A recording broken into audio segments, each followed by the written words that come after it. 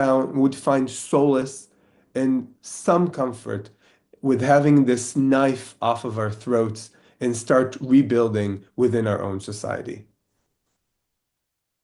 Thank you. Thank you, Udi, so much for sharing. We're going to open for questions. But before that, I feel like we have to, even for a moment, have you talk about Tal. To those of us who don't know, who know less, would you be able to share some stories about him, your experience with him, anything that you would want to share, please? Sure. So Tal and I are both the oldest cousins. I'm sorry, the oldest child in our families. We were born 3 months apart. And he grew up in the kibbutz, I grew up in the city. But Tal was always a part. I never think of Tal as, as an individual. He's just this organ in my kibbutz family. My entire mother's family lives in kibbutz Nir Yitzchak. Our grandparents are the founders of the kibbutz. Tal is fourth generation to the founders of the kibbutz. His children are fifth generation for the founders of the kibbutz. He was born there, raised there, chose to live there, and this is in Kibbutz Nir Yitzchak is very close to the Gazan border. They've been living under rocket fire, under missile fire for the past 15 years. It's not just because it's nice and pristine. There's an ideology behind living there. And he died on October 7th in his kibbutz. And for us, there's no doubt that he should find his last resting place in the kibbutz.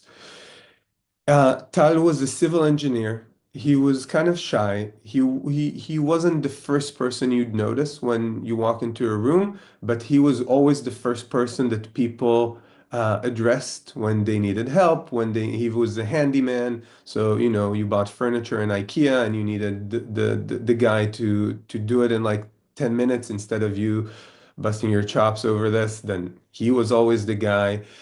He actually went on a firework training course in order to do the Independence Day fireworks all over the Western Negev. And he and Lior, his good friend, who's they're the last two that are still hostages from Kibbutz Nir Yitzchak. Both were killed that morning. They would travel together to different kibbutzim and do the fireworks to make everybody happy. Um, he was very much a family man. He used to wake up early, make sure that he makes sandwiches for the kids before he went to work, made sure that at least a couple times a week he came back early from work to spend time with them. And as I've mentioned, all of my kibbutz family lives there still. So, they would meet each other daily. Almost every Friday, there would be a joint large Friday dinner. Um, and when he died, his wife was 2 months pregnant. So Tal was killed knowing that he was going to have a fourth child. And Ella, his wife, gave birth to their orphan child 6 months ago. And I think he's very much missed from, I hear it from everybody that knew him from, when a lot of times when I speak about him, and then people would come up to me and say, I've met him once, but I really remember how he was super helpful in such and that and such, and he really cared. And he was the guy, you pick up the phone and you say you needed help, and you could be absolutely certain that the issue will be solved. Thank you. Thank you for sharing. We're going to open for questions. Tom, Sufi, please introduce yourself and pose your question. Hi guys, thanks for doing this. Thanks, Udi, and thanks for talking about Tal. Sounds like a great guy. I'm from ABC News, American TV channel.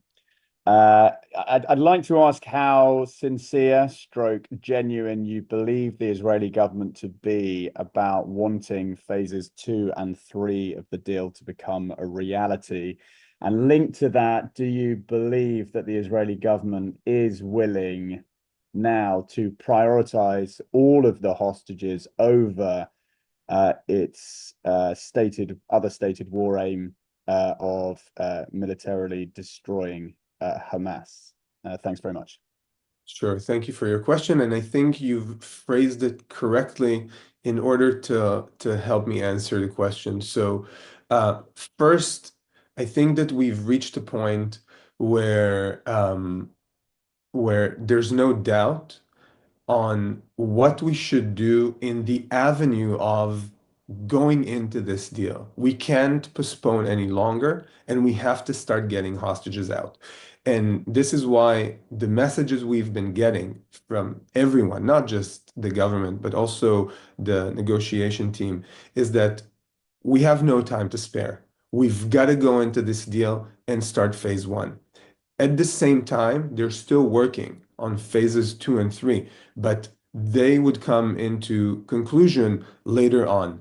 And it would be much easier once we're already within a momentum of a deal of hostages getting out, hostilities ending. Now, you've put it correctly as destroying Hamas militarily. And I want to be, I'm a family member. Until last year, I was very involved and I was an activist in other fields. I'm not a politician and I'm not by any means a military person. But I think it's very, very obvious. Hamas will not be destroyed militarily. This is a fantasy. Hamas can be destroyed. He should be uh, he should be off the map and should not be the governing body in the day after, which is the stated goal of the war. And this is why you're right. This goal will not be achieved militarily, it will be achieved diplomatically. And this is why you hear a lot of talk about the day after, about who's going to govern Gaza. And and I think what's very helpful in order for me to say, I believe this is where they're going, is that I know that your president is very adamant about dealing with internal affairs and not external affairs. And I believe this message was conveyed to Israel very clearly. And at the end of the day, if these two goals could be achieved, bringing back all the hostages and making sure Hamas, as it were, in the form that it was on October 6th, is not the governing body over Gaza, there's absolutely zero reason to carry on with this war. And therefore, I believe that the government, under these two terms, would want to strive to do this and go all the way through. Thank you. Do we have any more questions? Okay.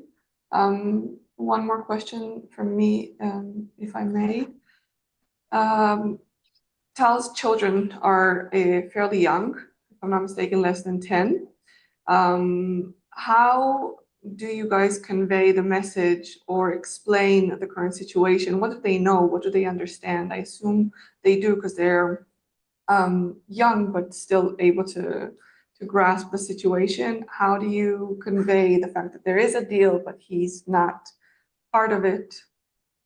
So, the intricacies of this conversation, this is what Ella, their mother, Tal's wife, is doing. And I know that she has been conveying the messages, the message of what's going on to the kids basically from day one. They know their dad is not coming back alive. But what's very difficult for them was all throughout this period is is getting their heads around uh, the fact that first, and this is a quote from them, why do they say that dad is dead if nobody had seen him? And I think it's a legitimate question coming from a kid who really misses his or her dad. And the other thing is that because of all the abnormalities of this war, because they found some remains of Tal, we were actually able to have a burial service, or we buried an empty coffin. The kids were there, and yet their dad is not back. So obviously, many difficult conversation already had to be done along the way. And I think from knowing Ella, and from hearing her speak to them, um, she's very, very brave in conveying reality to them while, protecting them from what they don't really have to hear. Um, but I believe she's telling them the truth. We're at a better point right now, but there's still time until dad is coming back. Thank you. A question, I don't know who D is. I'd like to ask the turmoil for the families with Netanyahu's latest update today. Yeah.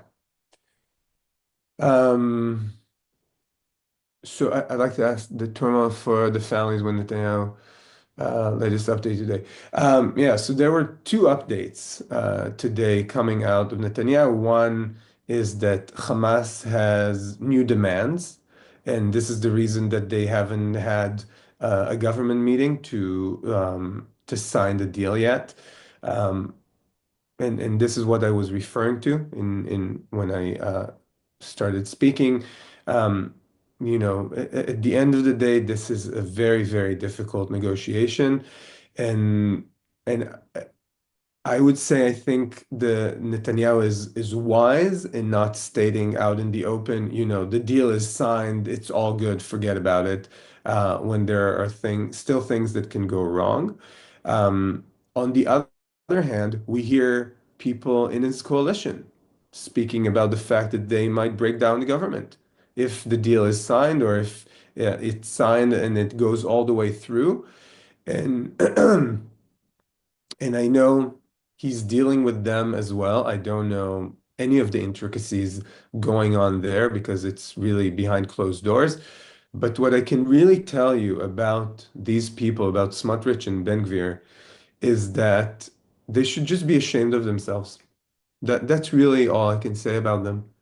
These are two people who consider themselves religious Jews, and Judaism has the amount of laws and mitzvahs that have to do with caring about the other, responsibility to your neighbor, definitely to the other that is of your own people, but also to the foreigner.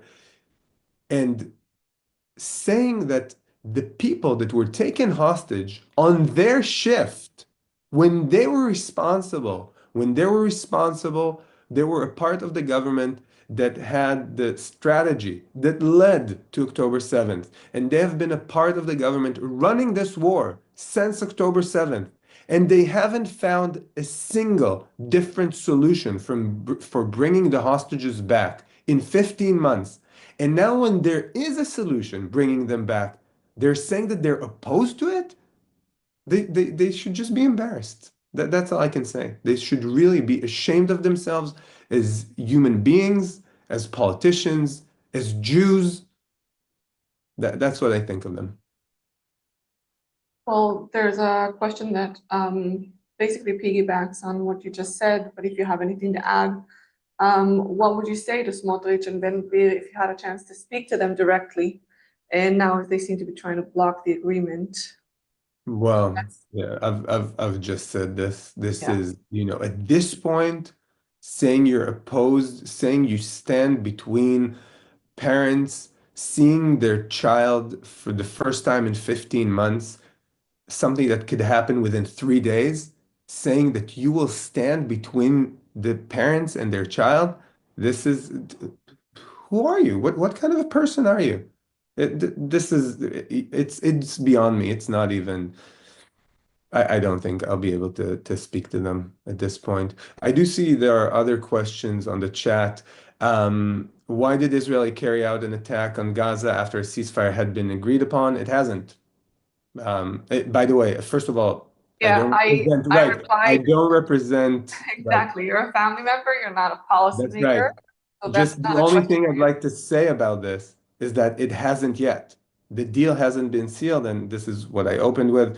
And I hope, I truly, and I want to say on a personal note, I take zero pleasure in seeing what's happening in Gaza. I take zero pleasure in suffering of Gazan civilians. I take zero pleasure in seeing the destruction and what's happening on the other side of the fence. This has never been my aim. This, I don't think it makes the my situation personally or in Israel any better. And I want to see hostilities end for the sake of civilians on both sides. Um, Last question. I can't raise my hand for that, but I No, would I like to. just asked this one. Oh, you did. Okay, Yeah, yeah, sorry. yeah. You did. Yeah, Okay. don't worry about it. Can I ask another question? Do you Yeah, mind? yes, please. Yeah, thanks. Udi, firstly, thanks for talking about the kids and how you manage educating them on that, because obviously as a dad of young kids, it's quite powerful to hear that. Can I just, I mean, a question is related, a little bit related to Smotrich and Ben-Gvir, but slightly different. I mean, ultimately, you know, a section of society in Israel, hard to say exactly how big, is opposed to the deal. You know, we've seen small scale protests already on the streets of Jerusalem this morning, very small, but you know, even a lady at breakfast in my hotel this morning was, expressing consternation about the number of Palestinian prisoners released in the deal. Can you just reflect on that? You know, the divisions within society, given what's at stake, and how you feel about that as a family member. Thank you. Sure. So first of all, I want to say it's a bad deal. It's a really bad deal. But you know what? This is the consequence of October 7th. There is nothing good that can come out of the October 7th attack. There is nothing good that can come out of 15 months of warfare. And the only thing that we could do is find a way to end this. And there is no other way to end this. Now, um, I don't want to say whether it's a high price to pay or not, because this is what it is. This is just the reality. I'm not one of the politicians. I didn't, run the war. Neither did I create the strategy that led to October 7th. So unfortunately, it's not my responsibility. Had it been, I probably would have made very different decisions along the way. But as this is the reality, and we have to remember something that seems obvious, but I feel that many people don't really understand this. The hostages will never, never be back by military force. This is not an option. If there's something we've learned in the past 15 months, is that military operations to rescue hostages sometimes succeed, but most times it kills soldiers and it kills hostages. To be precise, about 30 hostages have been killed directly or indirectly because of the fighting in Gaza. So in order for the hostages to be back, and this is something that's really important to know, their captors need to get an order from their superiors clearly saying, do open the gate and let them out. That's the only way they're going to be back. There's no other way. And in order for them to willingly to, to bring them out, they need to get something in return. Do I like it? No. They're insane jihadist, murderous terrorists. Is there another way? No, there isn't. And this is how negotiations work. You need to give something in order to get something. And because we are, at the end of the day, a Western democracy that values human lives, we will give whatever is needed in return in order to get our people back. And that is the only way. Now, are these people concerns correct? Of course, they're valid. We've seen terrorists that getting out and going back to actively participate in terrorist activity. Does Israel have the ability, and not just the ability, does it have the responsibility to make sure that it keeps track of these people?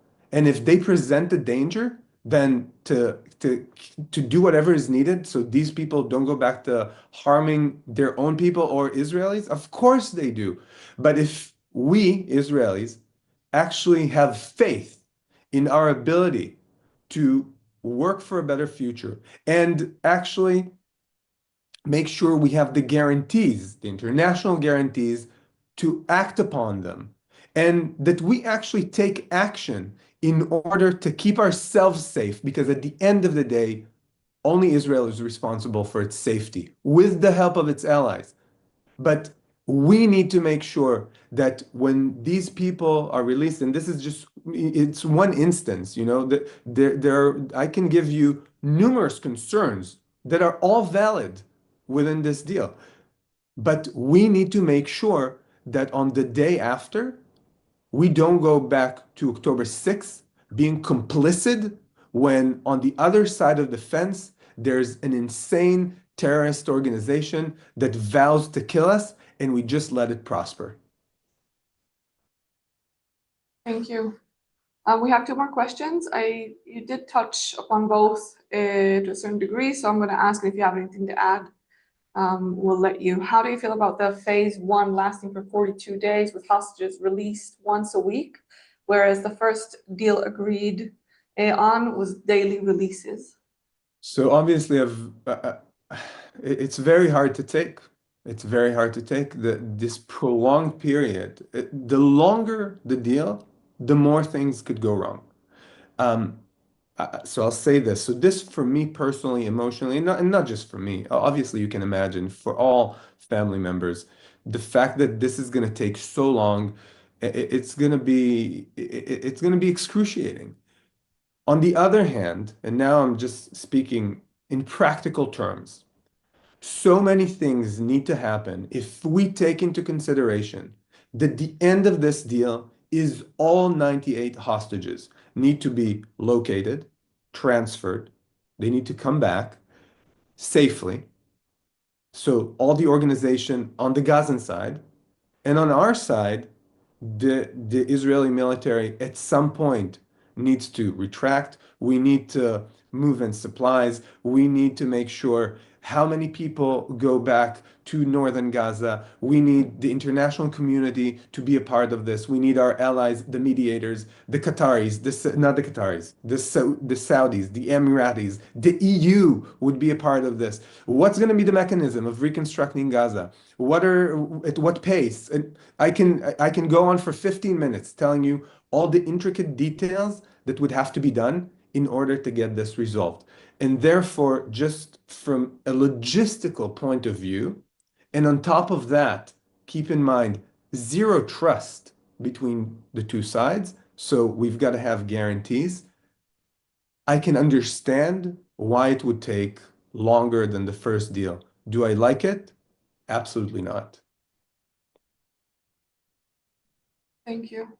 From Nathaniel, I've seen online some opposing, again, you've touched upon this, some opposing the deal are concerned that the release of terrorists in the deal will lead to consequences down to hurt more Israelis. What are your thoughts on this? Yeah, I believe I've answered this. Nathaniel, if you feel I haven't, please emphasize what you want me to repeat, but I think I've just addressed it. No, I think Can I just add on to that question then? Is there something, yes. is there a message possibly that you could say to the Who is this? Just introduce sorry, yourself, Deborah, please. Deborah from JTO. So we're hearing, obviously, this is coming a lot from from the bereaved families. So is there a message that you could, possibly be the hostages' mouthpiece and say to those bereaved families that lost their children or family members in terror attacks and are scared about this happening again down the line, or creating a new Sinwar, from somebody who's released?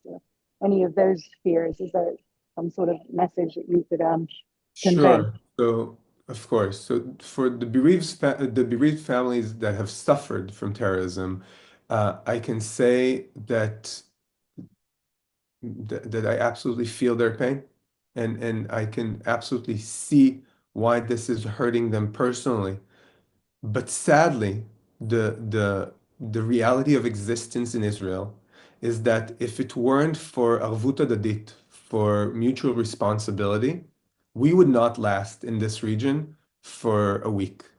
And sadly, again, sadly, the reality we have gotten ourselves into means that this is the price we must pay right now in order to make sure that the people who are suffering right now, who are in captivity right now, who are in danger to their lives, this very, very moment, are going through starvation, humiliation, abuse of all kinds.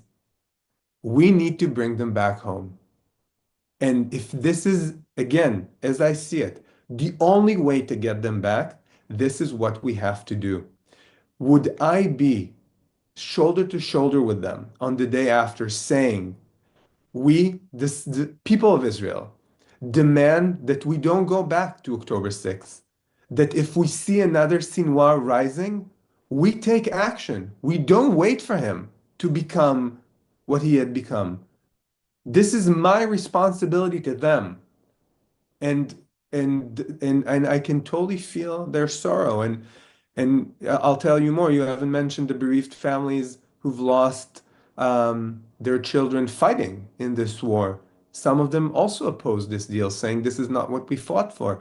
And to them, I want to say, this is actually exactly what they fought for. I've heard it from numerous soldiers that what they woke up with every single morning is that we need to get our brothers and sisters back home.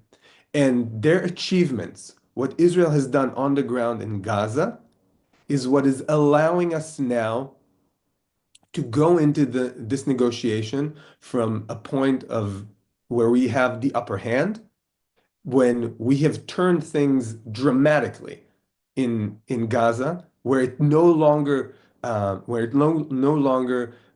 poses an existential threat to Israel, and it's the sacrifice of these soldiers that had brought about all these achievements that we are now cashing out in order to bring their brothers and sisters back home.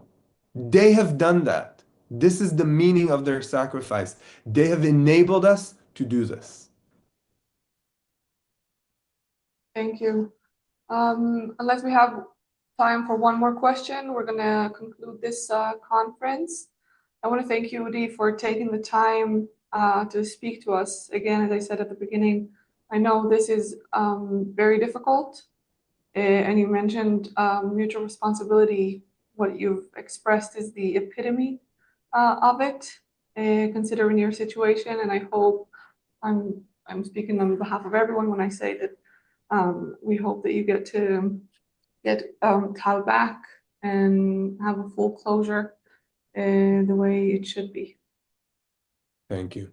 Thank you. Thank you, Noah, from the Thank you, Families Forum. everyone. Thank you. Bye, everyone.